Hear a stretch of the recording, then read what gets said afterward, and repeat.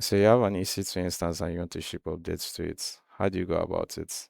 Most beginners start with the classic of SSH into the box, git pulling and building on the server. While someone with a little bit more experience might build in the CI runner and copy the artifacts over to it. Now, this for the most part works, and I've personally used it in my pet projects, but immediately starts to fall apart when you introduce more than one server to the equation. Then you start thinking about automatic rollbacks. What happens when a deployment to one instance succeeds and the other fails? We wouldn't want our different instances running different versions of our code. Two would be credential management. What if your instances were ephemeral? Like when using an auto-scaling group, keys are constantly being created and revoked. And by keys, I mean your SSH keys. Thirdly, I could probably think of is traffic shifts. How do you divert away in-flight requests from that instance during deployments to another so it doesn't get drops? These are the type of problems you overlook without ad hoc solutions. Luckily for us, AWS has services that solve this very exact problem for us, and that's what we'll be going over today in today's video. We're going to look over CodeBuild, CodeDeploy, and CodePipeline to migrate a test project to using one of these services. But yeah, if you want to see the final result, you could check out the GitHub repo in the description. But with no further ado, let's get right into it. So in a typical CI/CD workflow, we could usually map it onto three steps: at source, build, and deploy. Source is what usually kickstarts your pipeline with the latest code revision. Build is for running things like your type checks, compiling, and also building those deployable artifacts. Deploy is for rolling those built artifacts onto your complete platform of choice. And for each of these stages, AWS provides a service. For source, we have code commits, or if you're using a third-party repository, that's CodeStack connection. For build, we have CodeBuild. For deploy, you have CodeDeploy. And for stringing everything together, we have CodePipeline. Now, for today's demo, you could just get by with build and CodeDeploy just fine. But when combined with CodePipeline, we kind of turn these individual steps into a single repeatable workflow we could invoke. Let's take a look at an example and see it in action. So this is an example GitHub action I wrote some time back to deploy a Docker image onto EC2 using RSYNC and SSH. From a quick overview, you could notice the first half where we log into ECR, build the image and push. That could be our build phase, map into code deploy, and the second half where we SSH into it to run our custom scripts. We could utilize code deploy for that. Let's look at how we could do such. I've created an outline of things we have to do to complete this migration. Starting with creating our buildspec.yaml. So the buildspec.yaml is our configuration file for code build, and in it we usually have four fixed phases. So that's the install, the pre-build, build, and post-build. Now these are fixed, so you can have more or less, and they are kind of arbitrary, basically for readability purposes, because you could stick everything into one command and it will work. But yeah, going back to our GitHub action, this is what it will look like if mapped to code build. And at the bottom here, we have our artifacts. It's basically similar to what you have in GitHub Actions for outputting to the next job. So yeah, we have our glob expression for selecting the files, and also just set the best directory because this is a monorepo of the files we want to output. But that's about it. And moving on to our AppSpec, this is the configuration file used by CodeDeploy, and the values for it varies differently for each compute platform. Let me show you an example. So for the complete platforms, if you don't know about that, that's ECS, EC2, and Lambda. For Lambda, this is what it looks like, whereby we specify the function name, the alias, while for ECS, we mostly define the service along with the stacks definition and other information. But today we're using EC2 as our example, so we just focus on this. So for EC2, the three things that are needed are the operating system, which could be Linux or Windows, files we need to copy, and the destination within the instance to copy it to. And lastly, lifecycle event hooks. In summary, they're basically predefined checkpoints we could attach our custom scripts to run within the deployments. And it's good to know that lifecycle events hooks varies differently also for each compute platform. So I'm just going to give like a brief overview of what these events looks like. For ECS, we have the application stop, where basically spin down your services, and also just to run it back a little bit. For the events covered in orange, these are basically reserved events in which we can't hook into. But yeah, application stop basically spin down your services. Download bundle is when the code agent copies your source file to a temporary location on the EC2 instance. Before install, you would use this to maybe run something like, backing up your current revision in case something happens. Install, then the agent copies the files to the actual destination you specified on the instance. After install, you could use this to install like dependencies or, copy down environment variables from, say, maybe secrets manager or SSM. Application starts spin up your services, and validate service basically run against your health check endpoints to fail the deployments if things aren't working well. But yeah, that's basically it. It's good to know that the EC2 event hooks run on the instance itself, while ECS and Lambda spins up a separate function to do that. And also EC2 also has a little bit extra if you're using an application load balancer, but I won't really go into that much. But if you go back to our application, here the scripts we have, it's just basic stuff like after install we pull down the image. Before install, like we make a backup, and setup env, we set up the environment variables we need.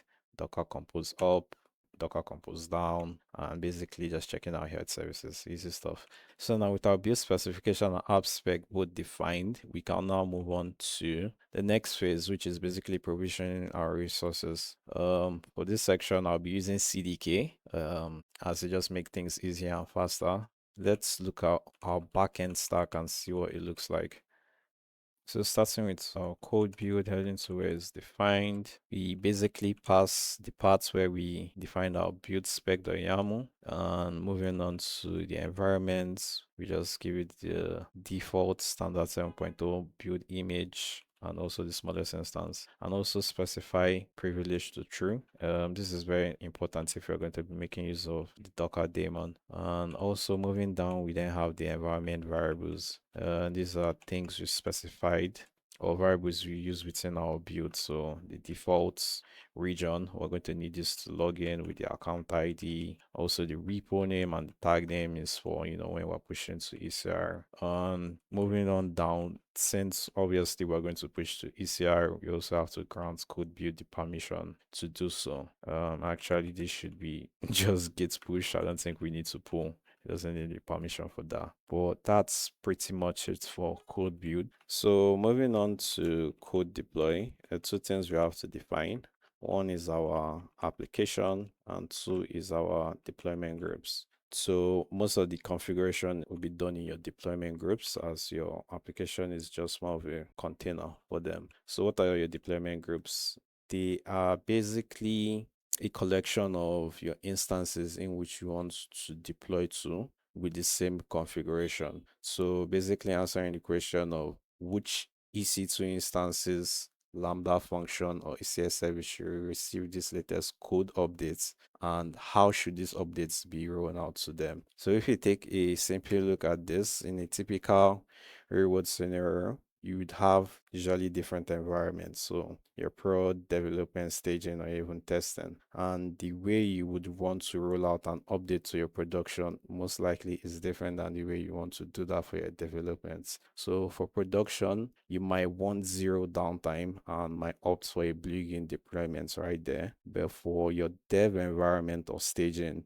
you might just go with an in-place deployment and not really care so much about that. That's what kind of the deployment groups solves. You deploy to your deployment groups and not the application. So in our example, since we use an EC2 instance, we could pass an auto-scaling group if you have that, or you could use instance tags. So basically what this means is for EC2 instances with the custom tag of application and environments when it calls prod, add them to this deployment group so they would receive the updates together. And that's for target selection. Then for our deployment strategy, we're just doing all at once since it's just a single server. Lastly, it's good to note that for ECS, Lambda, and also EC2 instance with an auto scaling group, the code deploy agent is installed on the instance for you. But for when you're doing standalone deployments like you're doing right here, you would have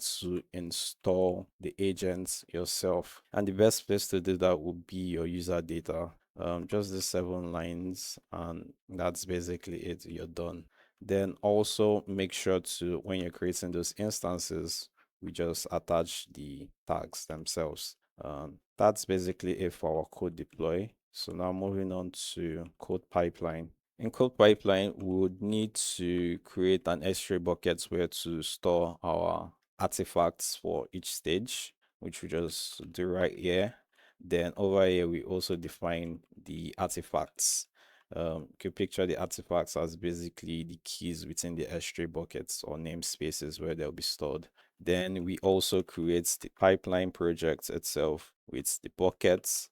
And now we move on to creating the stages. So remember, we have the source, build, and deploy stage. For the source stage, since we're using GitHub, we're going to create a code stack connection. Now, I've already done this beforehand, and if you have already done that before, what you need is basically the connection ARN. This is the most important thing here. And you also just define like the repo and the branch you want to listen to kickstart the pipeline. We also attach the source output artifacts to store the latest code updates. And yeah, that's about it. Then we call add stage. It does that. Then moving on to code builds, we do the same thing. Since everything is basically defined in the code build project itself, we just attach the projects, we attach our source output artifacts, that's containing our latest code.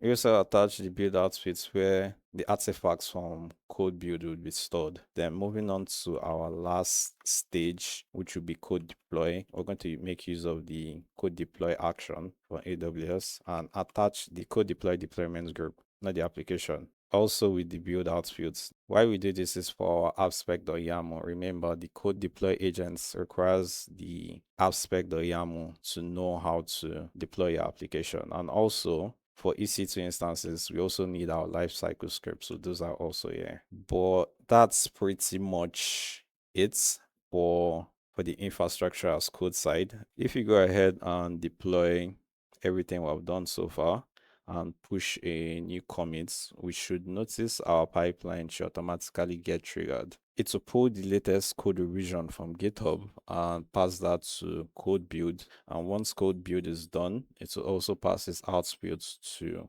CodeDeploy, which would now roll out this output to the EC2 instances we selected or targets if we're using Lambda function or an ECS service. And that's basically the setup. And if for whatever reason a failure happens, CodeDeploy would automatically roll back to our last working revision, which is kind of sweet. So yeah, let's go ahead and deploy this. Our deployment is done. This is the URL for the EC2 instance. Let's hit that and see if it will work. Yeah, so obviously we just deployed our infrastructure. We haven't actually made any updates to our EC2 instance. So I think we should go ahead and just try that. So if you head over to the AWS dashboard, we could see our pipeline is already in progress. Usually when you deploy for the first time, it will trigger a deployment, and it seems like it's still currently in progress. So, okay, it's just finished right now. If you try and hit our application, yeah, we see that it works. But let's try and trigger a deployment by ourselves by pushing a new change to GitHub. So I'll just make a tiny change to Our API handler, maybe just add a simple comment, nothing too crazy. This is a new change. And if you go ahead and push this, we should notice a new execution happens. And yeah, you can see it. So this was our previous deployment on provisioning the resource, and this is the one we just kickstart right now. So you could see that it's currently building in CodeDeploy. If we click it, we could see the inputs artifact that was passed. This would show us what it is like in the S3 buckets. And I could also see the logs for our code build. So this was the install phase, nothing happened. This was the pre-build phase where we pushed the ECR. You just get like a observability into everything that happened, summary, the input artifacts, and also the outputs. And moving on to code deploy, which is the last stage, is currently deploying to our EC2 instance. And yeah, we could see each of the events. So our application stop, that took a second. Download button, less than a second. Before install. After install, yeah, I think this took most of the time because we're pulling down SSM variables, application starts, and waiting for our health services to get ready. And at the top, you could also see some information about the deployment all at once and all of that. And if you also go back and hit the application again, it works. And that's it for today's video. We took a common SSH RSYNC workflow and rewired it to using CodeDeploy, CodeBuild, and CodePipeline.